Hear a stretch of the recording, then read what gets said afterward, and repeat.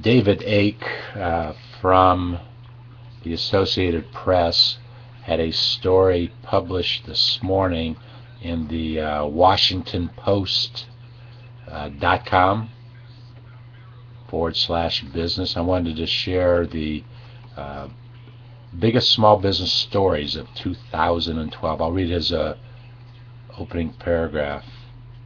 Actually, the story was written by J.D. Harrison. I don't know why David Ake's name is there. Maybe he took the picture. Maybe that's what it was. He took a picture. J.D. Harrison wrote the story. During a year when economic policy took center stage in Washington, small business found themselves in the national spotlight for much of 2012. Many of the most memorable moments took place during the race for the White House and the build-up to the fiscal cliff, which in 12 hours we might get pushed off.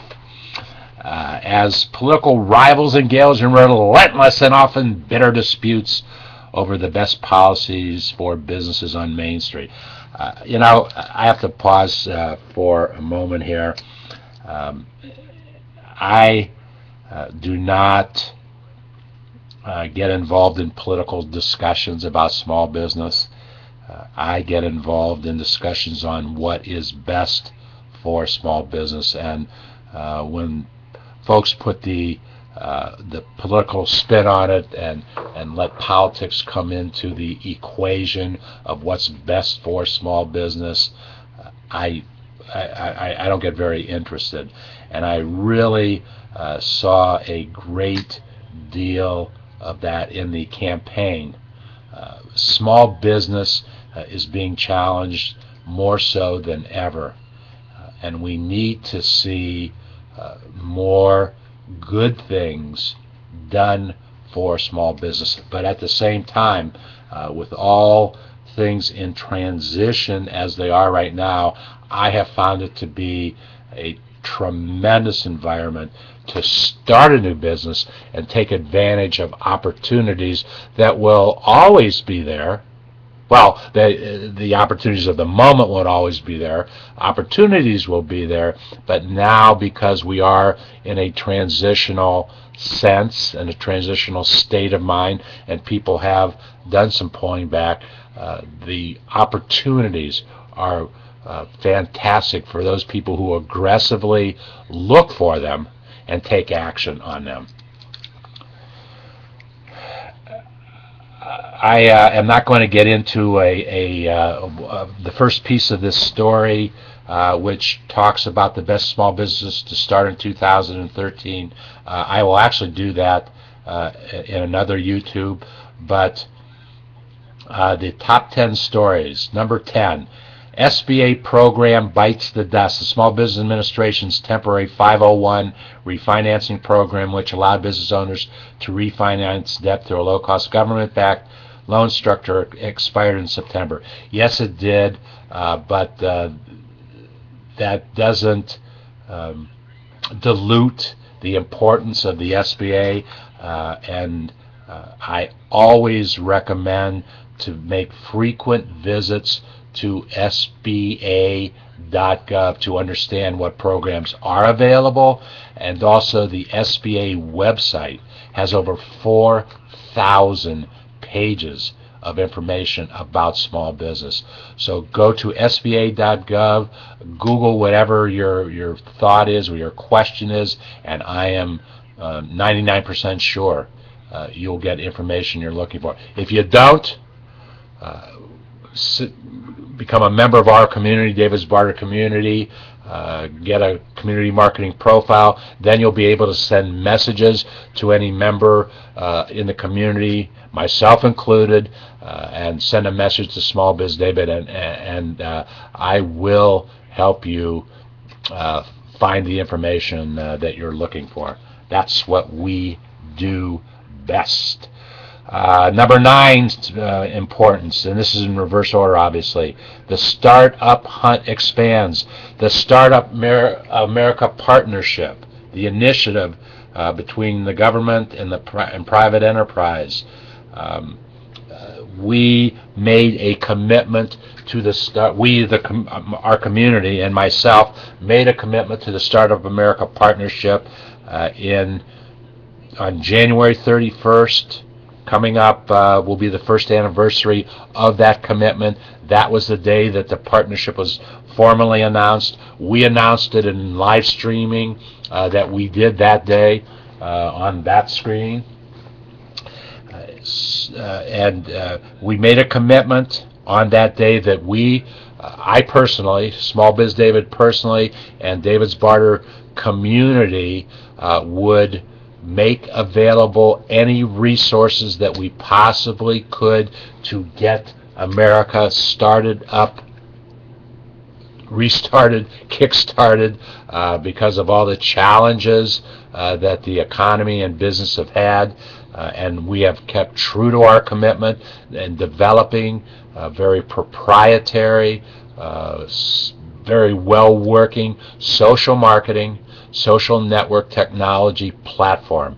We are making that platform available in the form of a very optimized, very Googleized landing page for 10,000 entrepreneurs like yourself who want to start a business in 2013. Contracting woes continue. The federal government missed its stated small business contracting goals for the 11th consecutive year. Well, if they've done it 11 consecutive years, what makes you think they'll do it? They'll meet the goal. Number 7, export-import extended. Back in May, lawmakers and the president teamed up to reauthorize for 3 years the Export-Import Bank, which provides low-rate loans to U.S. exporters to help them expand. If you're thinking about starting a business, that's a great place to focus. Mills take a seat. Just weeks into the new year, President Obama elevated the head of the SBA administrator, Karen Mills, to cabinet-level status as part of the broad agency restructure. Karen Mills is one of the most able administrators, a wonderful administrator for the Small Business Administration. She is now a part of the President's cabinet, and we congratulate her and all the great work that she does at the SBA.gov. Mother Nature wreaks havoc. We know how bad things were this year. Small business, small farmers. The superstorm in October, Superstorm Sandy, the drought this summer cost the economy in the neighborhood of $50 billion, and billions and billions of dollars of problems were created by Superstorm Sandy, and that just was just 2 months ago.